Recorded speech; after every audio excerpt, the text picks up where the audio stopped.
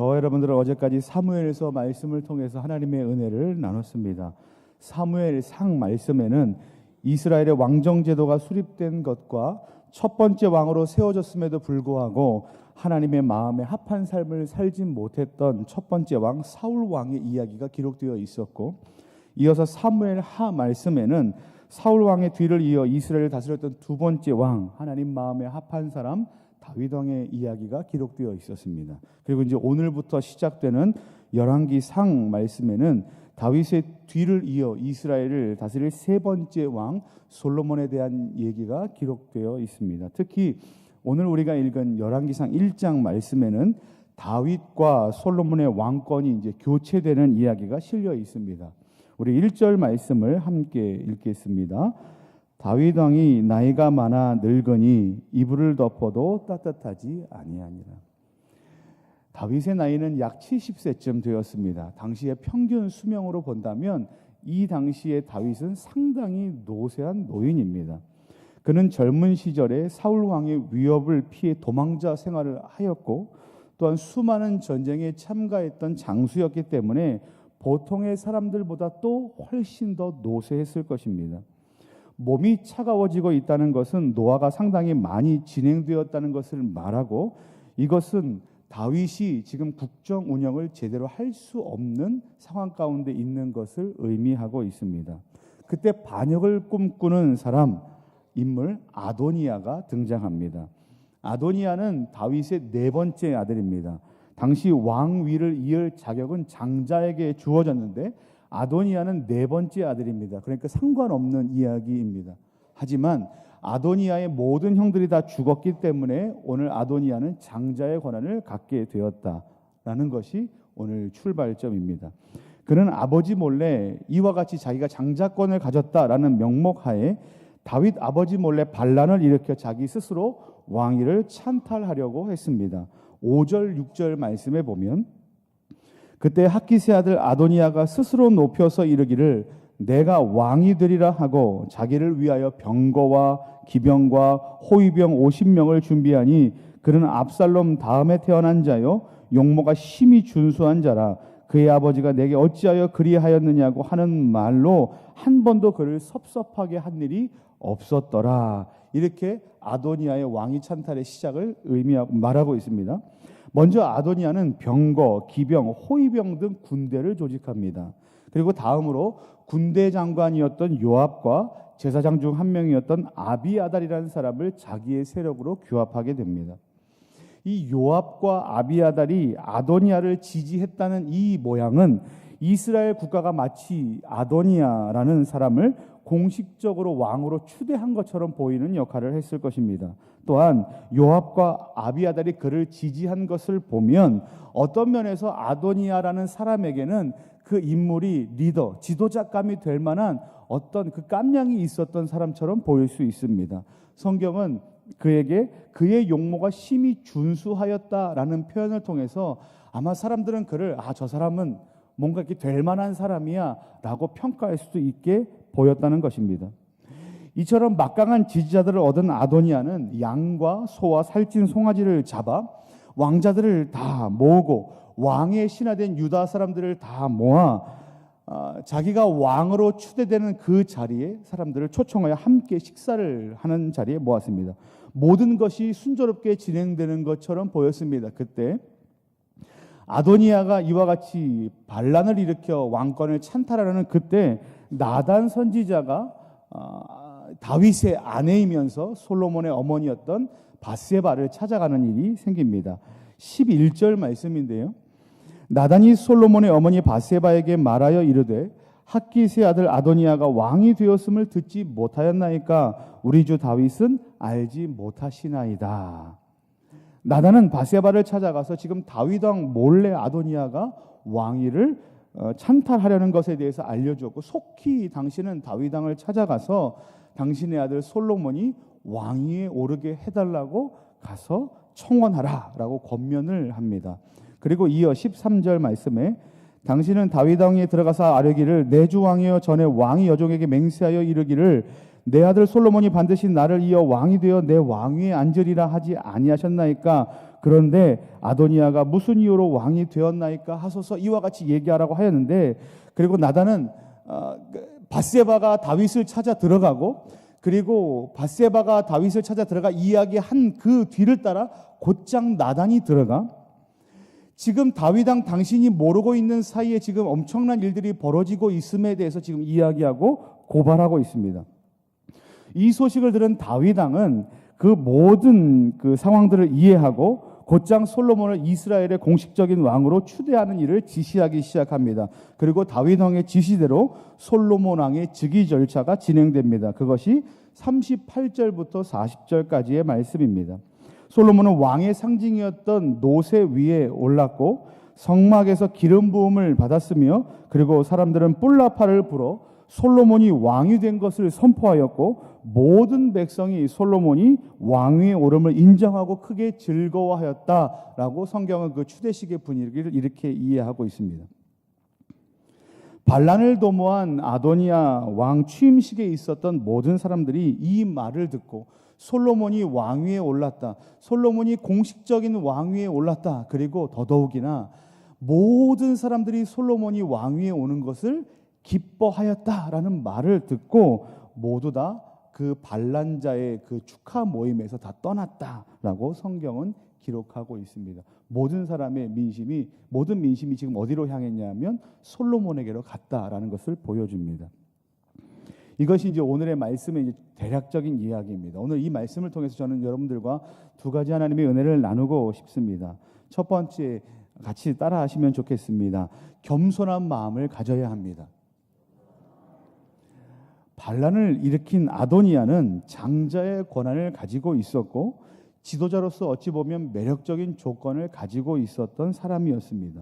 사람들 그 누가 봐도 그는 지도자가 될 만한 깜냥이 있었던 것처럼 보였을 것입니다. 게다가 성경은 아버지인 다윗은 아도니아를 향해서 단 한 번도 훈계를 하지 않았다라고 기록하고 있습니다. 그런데 이것은 어찌 보면 아도니아가 참 좋은 아이여서, 좋은 자녀여서 한 번도 훈계를 들을 만한 짓을 한 적이 없다라는 것이 아니라 오히려 다윗이 부모로서 그를 방임했다고 볼 수 있습니다. 그런데 어쨌든 상황이, 아도니아는 스스로 아버지에게 한 번도 싫은 소리를 들은 적이 없고, 그리고 그가 갖고 있는 매력적인 상황들이 있기 때문에 자기 스스로가 생각해도 자기 자신이 괜찮은 사람으로 보였다는 것입니다. 그래서 이와 같이 엄청난 반란을 주도했습니다. 당연히 왕의 자리는 내가 가져야 해라는 마음이 그 안에 가득했다는 겁니다. 하지만 그것은 전부 다 사람의 생각이었고 사람의 계획이었고 특히 그것은 교만이었습니다. 하나님의 섭리와 계획은 다윗의 후대를 이을 왕이 아도니아가 아니라 오히려 밧세바의 아들 솔로몬이었다는 것입니다. 역대상 22장 9절과 10절 말씀에 보면, 보라, 한 아들이 내게서 나리니 그는 온순한 사람이라. 내가 그로 주변 모든 대적에게서 평온을 얻게 하리라. 그의 이름을 솔로몬이라 하리니. 이렇게 고백하고 있습니다.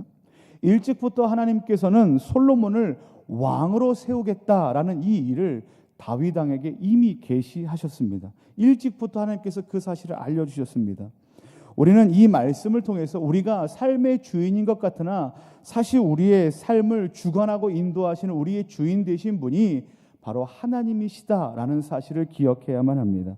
잠언 16장 9절 말씀에 사람이 마음으로 자기의 길을 계획할지라도 그의 걸음을 인도하시는 이는 여호와 신이라 라고 성경이 말씀하고 있습니다. 그러므로 오늘 이 말씀을 대하는 우리가 첫 번째 깨달았으면 하는 우리의 마음은, 오늘 말씀에 나오는 교만하여서 하나님의 뜻이 아닌 사람의 욕심과 외적인 조건들로 자신의 삶을 채우고 교만하게 살았던 아도니아를 반면교사 삼아서 오늘도 우리의 삶이 하나님 앞에서 얼마만큼 겸손한가, 우리가 얼마나 하나님의 뜻을 구하고 있는가, 그리고 얼마나 우리의 주인 되신 하나님을 인정하고 있는가라는 삶을 추구하심으로, 기억하심으로 하나님 앞에서 겸손한 인생 되시기를 예수님의 이름으로 간절히 축원합니다. 두 번째 따라하시겠습니다. 예수님의 통치를 믿음으로 살아야 합니다. 아도니아의 반란에도 불구하고 결국 누가 왕이 되었습니까? 솔로몬이 이스라엘의 왕이 되었습니다. 솔로몬이 이스라엘의 왕이 된 이후에 이스라엘은 그 어느 때보다 부귀와 영화를 누렸다라는 것이 열왕기상의 이야기입니다. 솔로몬 왕은 이스라엘의 구원자 예수 그리스도의 모형입니다. 그렇다면 솔로몬이 통치한 나라가 이와 같이 태평성대인데 예수님께서 통치하시는 하나님의 나라는 어떻겠습니까? 그리고 예수님께서 통치하시는 그 나라의 백성으로 사는 저와 여러분들의 삶의 결과는 어떻겠습니까? 태평성대 아니겠습니까? 그런데 우리가 갖고 있는 고민이 있습니다. 이와 같이 예수 그리스도의 통치가 이루어지고 있는 세상의 사람들, 우리 성도들은 태평성대의 삶을 산다고 알고 있는데 지금 우리가 지금 살고 있는 이 시대, 지금 오늘의 삶을 살펴보면 힘들고 아프고 넘어져 있고 눈물을 흘릴 수밖에 없는 문제들이 산적해 있는 것이 어찌 보면 우리의 삶의 모양이라는 겁니다. 왜 그렇습니까? 그것은 당장 보기에 좋아 보이는 매력을 가지고 있고 교만과 욕심으로 가득 차 있고 아비까지도 속이며 심지어 하나님의 섭리까지도 거스려서 반란을 일으켰던 아도니아와 같은 사단이 우리를 수만 가지 방법으로 격동하고 공격하고 넘어뜨리기 때문입니다. 그것이 우리가 사는 세상입니다. 그런데 하나님의 섭리와 계획을 무시하고 반란을 일으켰던 아도니아는 곧 하나님께서 세우신 솔로몬 왕을 통해 제압되고 솔로몬 앞에 무릎을 꿇게 되었습니다. 오늘 그걸 확인했지 않습니까? 그리고 곧이어 이스라엘은 솔로몬이 다스리는 그 통치하에 태평성대 평화를 얻었다고 성경은 계속해서 이야기합니다. 그렇기 때문에 비록 지금 우리의 삶 속에 수많은 문제들이 우리를 아프게 하고 힘들게 하고 좌절시키고 절망시키게 한다 해도 우리는 낙심해서는 안 됩니다. 그러면 우리는 어떻게 해야 됩니까? 요한복음 16장 33절 말씀에 이것을 너희에게 이르는 것은 너희로 내 안에서 평안을 누리게 하려 함이나 세상에서는 너희가 환난을 당하나 담대하라 내가 세상을 이기었노라. 아멘. 이것이 예수님의 말씀이고 약속입니다. 오히려 결국 예수님의 통치 아래 거하는 우리들은 예수님의 은혜로 인하여 예수님의 통치하심으로 인하여 온전한 평화를 누리게 될 것입니다. 그리고 예수님께서 원수를 우리의 무릎 앞에 꿇게 하실 것입니다. 이것이 우리에게 주신 약속입니다. 우리의 고통의 문제들은 지금 우리가 갖고 있는 절망의 문제들은 아프지요. 힘들지요. 눈물 나지요. 그럼에도 불구하고 이 문제들은 이미 예수님께서 싸우셔서 승리로 확인케 하신 그 결과들입니다. 그러므로 우리가 할 수 있는 건 무엇입니까? 고통의 문제 앞에, 연약함의 문제 앞에 우리가 할 수 있는 것은 예수님의 통치를 믿음으로 살아가는 겁니다. 내가 아프지만 예수님께서 나를 통치하시고 내가 연약하지만 내가 가난하지만 예수님께서 나를 통치하시는 그 삶의 결과가 솔로몬이 그 왕위에 앉아 태평성대를 누렸던 이스라엘의 모양과 같이 우리의 삶도 그러하다라는 것을 믿음으로 고백하고 절망하지 않고 낙심하지 않고 담대하게 믿음으로 살아가는 그 삶의 모양이 우리에게 필요한 오늘의 삶입니다. 말씀을 마무리하겠습니다. 사랑하는 성도 여러분, 오늘 우리는 자신의 실력과 스펙을 너무나도 신뢰하고 교만한 삶의 태도를 가졌던 아도니아의 반란과 그럼에도 불구하고 하나님의 섭리하심으로 솔로몬이 왕이 되어 그를 제압하고 그를 무릎 꿇게 하셨던 하나님의 역사에 대해서 살펴보았습니다. 이 말씀 앞에서 바라기는 하나님 앞에서 겸손한 마음을 가진 성도 되시기를 예수님의 이름으로 간절히 축원합니다. 또한 예수 그리스도의 통치를 믿음으로 담대하게 오늘을 굳건한 믿음으로 살아가는 저와 여러분들 되시기를 예수님의 이름으로 간절히 축원합니다. 우리 함께 기도하겠습니다.